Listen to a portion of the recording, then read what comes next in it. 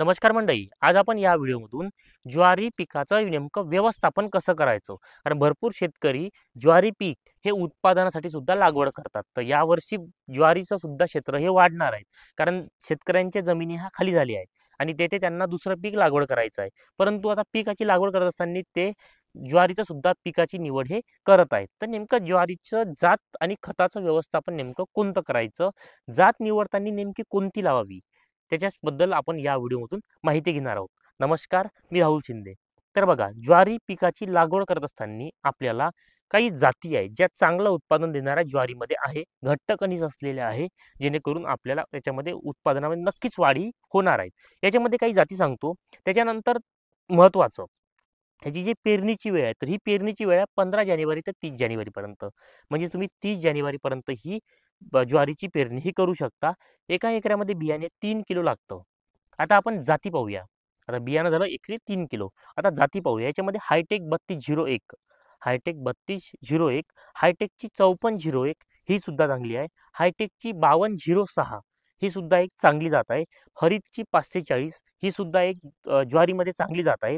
New Jersey ही सुद्धा एक आहे. विठ्ठल, ही विठ्ठल जाती अशी आहेत की भरपूर शेतकऱ्यांच्या बाजारपेठेमध्ये तुतवडा सुद्धा पडलेला होता. त्याच्यानंतरची जात आहे प्रधान, ही सुद्धा एक चांगली आहे. कर्नूल 184 ही सुद्धा चांगली जात आहे. 100 ते 110 दिवसाचा या व्हेरायटीचा कालावधी आहे. मी सांगितलेल्या जाती बाजारपेठेमध्ये जर एक दोन जाती मिळाल्या नाही, तर तुम्ही जास्त पैसे मोजण्यापेक्षा दुसऱ्या कंपनीच्या जाती लागवड ह्या करू शकता. कारण बघा, जी विठ्ठल जात आहे तर ही एवढी बाजारपेठेमध्ये नाहीशी झाली होती की अक्षरशः शेतकऱ्यांनी जास्त पैसे देऊन सुद्धा ही जात खरेदी केली आहे. तर असं करू नका. तुम्हाला दुसऱ्या सुद्धा कंपनीच्या जाती ह्या दिलेल्या आहे. त्याच्यानंतर ज्वारीमध्ये खताचं व्यवस्थापन येतं. याच्यामध्ये DAP 1 बॅग किंवा 10-26-26 1 बॅग तुम्ही घेऊ शकता. याच्यासोबत ह्युमिक 10 किलो घेऊ शकता. ह्युमिकमुळे पांढऱ्या मुळ्यांची वाढ सुद्धा चांगली होईल. त्याच्यानंतर 25 ते 30 दिवसांनी 25 किलो युरिया तुम्ही याची फेकून देऊ शकता. त्याच्यामुळे वाढ चांगली होईल. आणि दुसरी मात्रा 40 ते 50 दिवसांनी देऊ शकता 25 किलो युरियाची.